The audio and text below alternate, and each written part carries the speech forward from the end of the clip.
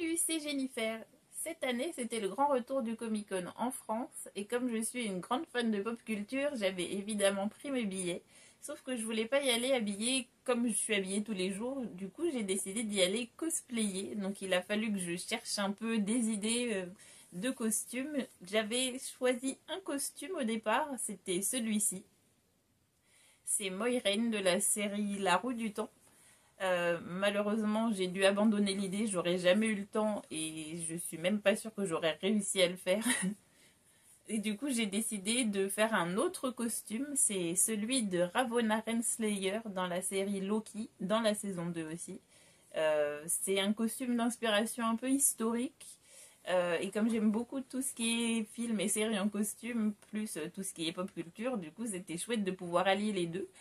Et du coup, j'ai décidé de réaliser ce costume. Malheureusement, je n'ai pas pu... Enfin, malgré tous mes efforts, j'ai essayé de faire une vidéo où j'arriverais à tout caser dedans, mais il a fallu que je la sépare en deux, sinon ça aurait fait une vidéo beaucoup trop longue. Du coup, ce sera une vidéo en deux parties. La première partie, c'est celle-ci. Je vais vous parler de la tenue, c'est-à-dire sa blouse et sa jupe.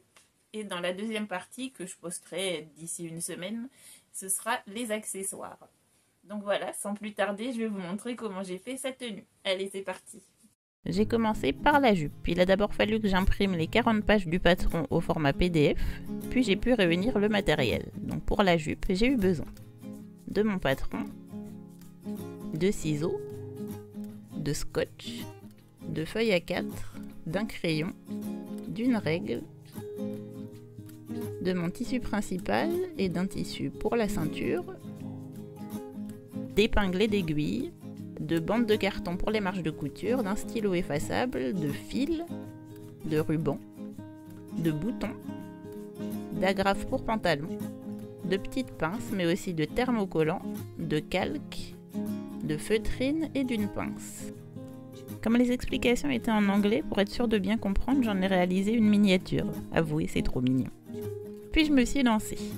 Donc j'ai d'abord étalé toutes les feuilles du patron, je les ai scotchées ensemble et j'ai tout découpé. Petit inconvénient, le patron était en taille unique, du coup il a fallu que je l'agrandisse un peu pour le mettre à ma taille.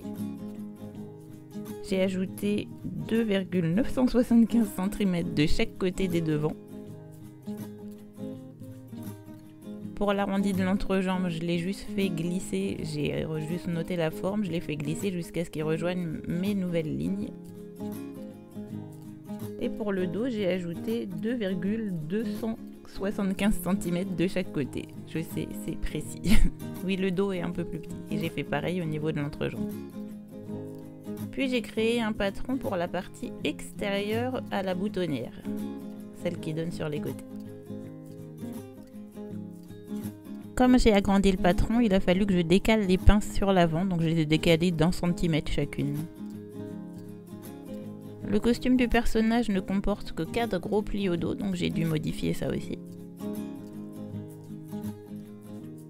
Puis j'ai raccourci le patron de 15 cm, devant et dos. Pour la ceinture, j'ai collé 2 feuilles A4 ensemble, j'ai découpé une bande. J'ai rajouté un petit morceau au bout, puis j'ai reporté mon tour de taille, j'ai tracé une bande pour la ceinture et j'ai ajouté la patte de fermeture. Puis j'ai découpé. J'utilise pas toutes les pièces du patron, il y en a qui me serviront pas. Ensuite j'ai reporté mon patron sur mon tissu, j'ai tracé les marges de couture, j'ai pas oublié de rajouter les repères pour les pinces et les plis. Donc j'ai commencé avec les pinces, je les ai épinglées, puis cousues et repassées. Puis j'ai formé les plis du dos. C'était pas évident, mais bon, j'ai réussi.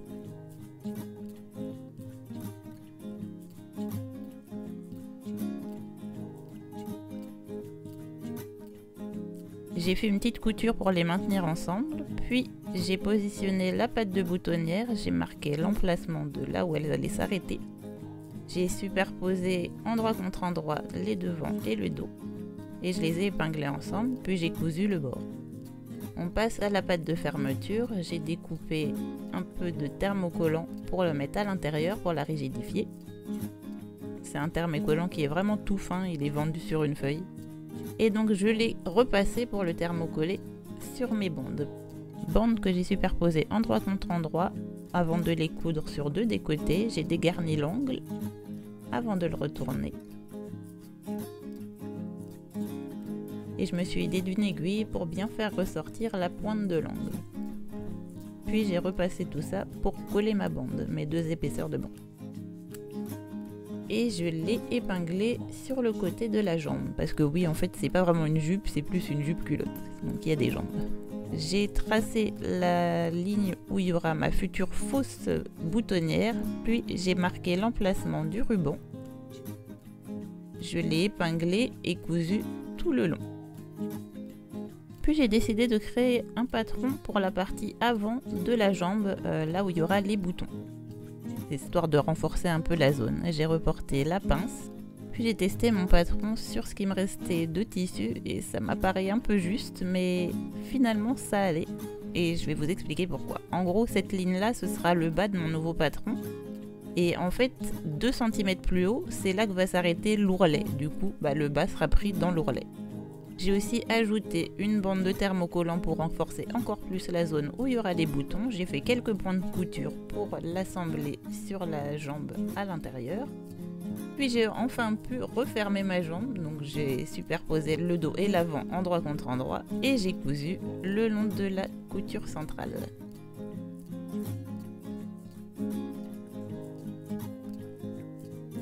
J'ai retourné une des jambes sur l'endroit et je l'ai glissée à l'intérieur de l'autre jambe.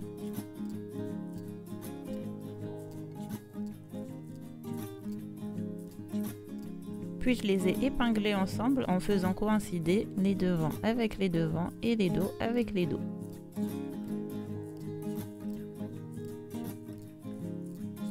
Puis j'ai épinglé tout le long de l'entrejambe et j'ai cousu en suivant cette ligne. Et ça commence à prendre forme. Puis je suis passée à l'ourlet. Je l'ai formé en utilisant une bande de carton de 5 cm. Et j'ai épinglé tout le long.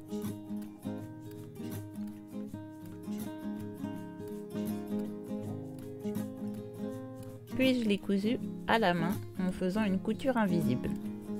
Donc on pique très légèrement dans l'ourlet, puis on revient, on pique quelques centimètres plus loin dans la partie extérieure, mais vraiment on prend vraiment très peu de fil pour vraiment que ce soit une couture invisible justement, on la voit quasiment pas. On voit des petits points mais franchement de loin ça se voit pas. Puis j'ai créé ma fausse boutonnière, j'ai juste fait un petit repli que j'ai épinglé et que j'ai cousu tout le long. Puis je suis passée à la ceinture, j'ai épinglé mon patron sur mon tissu plié en deux et je l'ai découpé. J'y ai aussi ajouté une bande de thermocollant pour lui donner plus de tenue. J'ai épinglé les côtés et je les ai cousus. J'ai dégarni les angles et j'ai découpé un peu le surplus avant de la retourner sur l'endroit.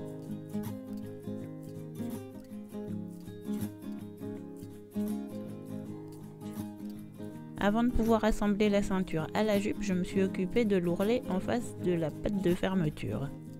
J'ai utilisé un point invisible comme pour l'ourlet du bas. Puis j'ai pu épingler la ceinture au haut de la jupe. Il a fallu que j'étire un peu la ceinture par endroits pour être sûr que sa largeur corresponde bien à la largeur du haut de la jupe. Le thermocollant a tendance à faire se rétracter un peu le tissu. Et je l'ai cousu. Ensuite j'ai noté l'emplacement des boutons. Il y en a 7 de chaque côté. Et je les ai cousus eux aussi. J'ai terminé avec la pose de l'agrafe au niveau de la patte de fermeture. J'ai commencé par la partie qui fait une petite boucle. J'ai mis la partie qui va à l'arrière, la partie correspondante, et j'ai découpé un petit carré de feutrine que j'ai mis aussi à l'arrière pour protéger au niveau des petites griffes. j'ai rabattu ces petites griffes à l'aide d'une pince et j'ai découpé le surplus de feutrine.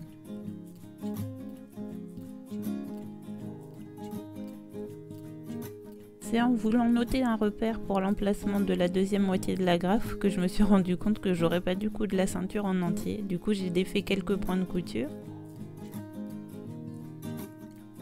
pour pouvoir cacher l'autre partie de l'agrafe à l'intérieur. Donc j'ai marqué mes repères et j'ai posé l'autre moitié de l'agrafe exactement pareil, mais sur l'intérieur de la ceinture. Comme ça, elle est cachée. Sinon, on l'aurait vu sur l'extérieur, ça aurait pas été joli. J'ai rabattu les petites griffes, j'ai coupé le surplus de feutrine. Et puis, j'ai recousu. Et voilà. J'en ai posé une deuxième en dessous. Du coup, il a aussi fallu que je défasse cet ourlet-là. Et voilà, la jupe culotte est terminée.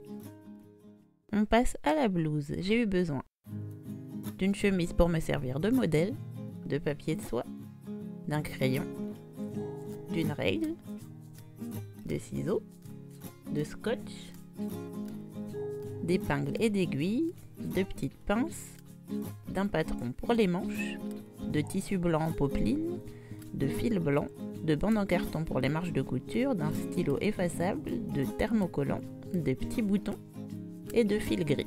J'ai commencé par positionner ma chemise bien à plat pour pouvoir en reporter les contours sur mon papier de soie.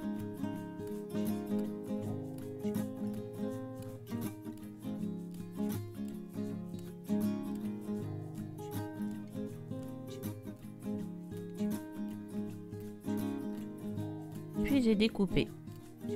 Ça donne le patron pour l'avant et j'ai évidemment fait la même chose pour le dos.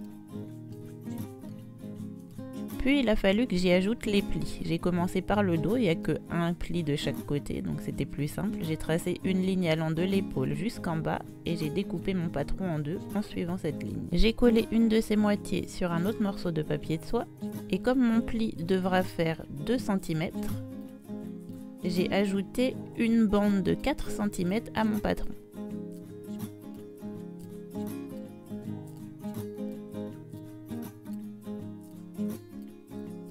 Pour que ce soit bien aligné, j'ai tracé un trait, puis j'ai collé la deuxième moitié de mon patron après cette ligne de 4 cm que je venais d'ajouter. J'ai plié mon pli en suivant bien la bande du milieu au niveau de mon pli et j'ai coupé en suivant la forme de mon patron. Donc on a le patron du pli qui fait des espèces de petites piques. J'ai fait pareil pour l'avant où il y a 5 plis d'1 cm. Là c'était un peu plus compliqué. Pour la manche, finalement, le patron que je vous ai montré au début, ça allait pas trop, elle était un peu trop large. Du coup, j'ai décidé de prendre ce patron de manche là, de blouson que j'ai déjà fait plusieurs fois sur la chaîne. Je l'ai positionné dessus. J'ai aligné les côtés et le milieu et j'ai retracé mon nouveau patron.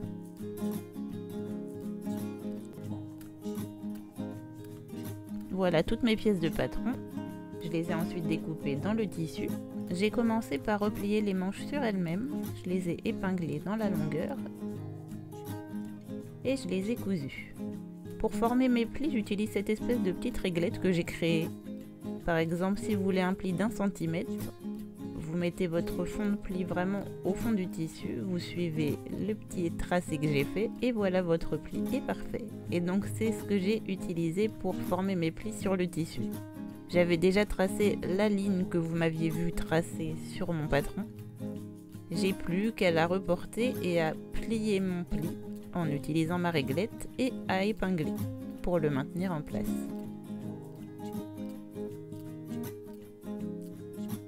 Pareil pour les petits plis sur l'avant. Alors là c'était plus compliqué encore, 5 petits plis.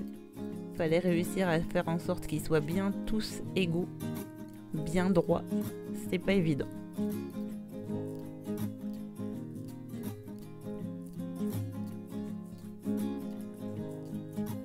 Une fois épinglés, je les ai repassés pour qu'ils soient bien maintenus en place. Pareil pour ceux de l'avant.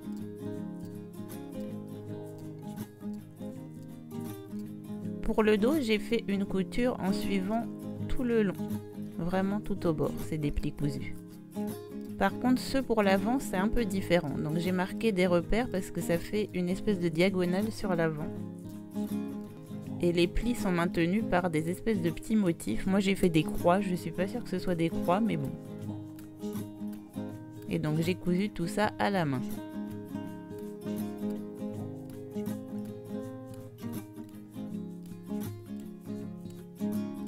Et j'ai fait comme ça tout le long du pli et sur chacun des 5 plis. Voilà ce que ça donne. Et voilà ce que ça donne sur le dos. Je trouve ça plutôt joli d'ailleurs.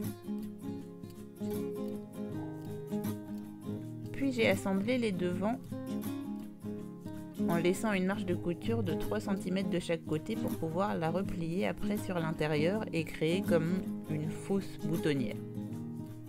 Je l'ai repassé et j'ai cousu.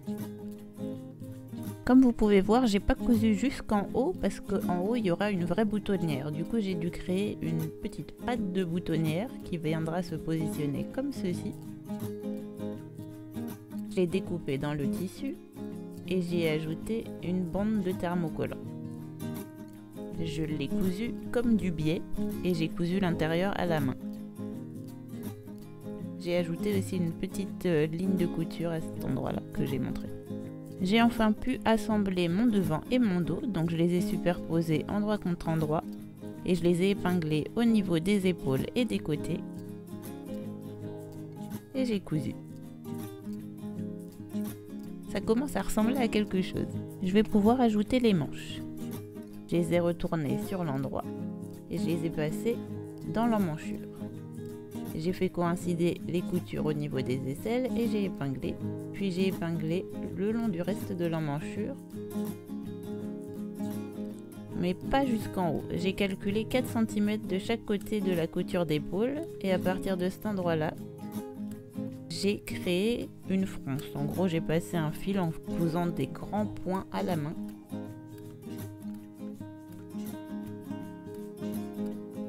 Puis j'ai tiré pour froncer. Et j'ai réparti le reste du haut de la manche dans l'emmanchure, entre les 2 points que j'avais fait, les 2 repères. Et j'ai épinglé et cousu. Pour le col, j'avoue que j'ai un peu galéré. Si on regarde de plus près, on voit que ça fait 2 petites pointes, c'est un peu bizarre. Voilà le patron auquel je suis arrivée après plusieurs essais, et la petite pointe. Et donc j'ai découpé tout ça dans mon tissu et mon thermocollant. J'ai assemblé tout ça. J'ai découpé un peu le surplus et j'ai dégarni les angles avant de retourner toutes les pièces. Je me suis aidée d'une aiguille pour faire ressortir les pointes.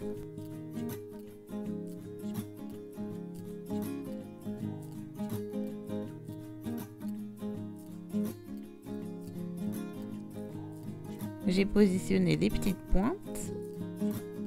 J'ai tout repassé pour coller le thermocollant, puis j'ai créé des surpiqûres là où je vous ai montré. J'ai positionné mes petites pointes, je les ai cousues et j'ai cousu de nouvelles surpiqûres autour des petites pointes. Puis j'ai cousu le col.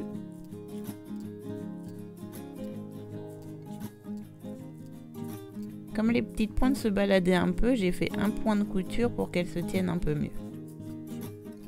Puis je suis passée aux ourlets des poignets. Donc j'ai replié une première fois, puis j'ai replié une deuxième fois et j'ai épinglé. Je sais pas trop pourquoi j'ai fait 2 coutures, mais bon. Ensuite j'ai positionné les épingles pour noter l'emplacement des futurs boutons. J'ai cousu mes boutonnières à la main en m'aidant de 2 épingles. Donc on crée le point d'arrêt au début en passant au-dessus des 2 épingles. Après le reste de la boutonnière, on va passer au-dessus d'une seule des épingles et on crée le 2e point d'arrêt en repassant sur les 2 épingles. Je sais pas si c'est très clair, mais bon. Une fois terminé, j'ai ouvert ma boutonnière avec un découvite. Et j'ai terminé avec un petit ciseau un peu précis. Et voilà ma boutonnière. Mes boutonnières, il y en a 3. Et pour terminer, j'ai fait l'ourlet du bas. Donc j'ai maintenu mes plis avec quelques points de couture à la main.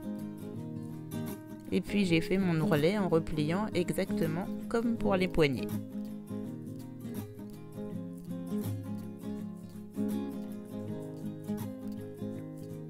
Et j'ai cousu tout autour. Et voilà, la blouse est terminée. Et voilà pour sa tenue. Je vous montrerai le résultat final dans la deuxième partie de cette vidéo que je posterai d'ici une semaine, je pense. En attendant, si cette vidéo vous a plu, n'hésitez pas à laisser un petit commentaire, un petit pouce en l'air ou même à vous abonner à la chaîne. Et moi, je vous dis à bientôt pour la suite de cette vidéo. Salut!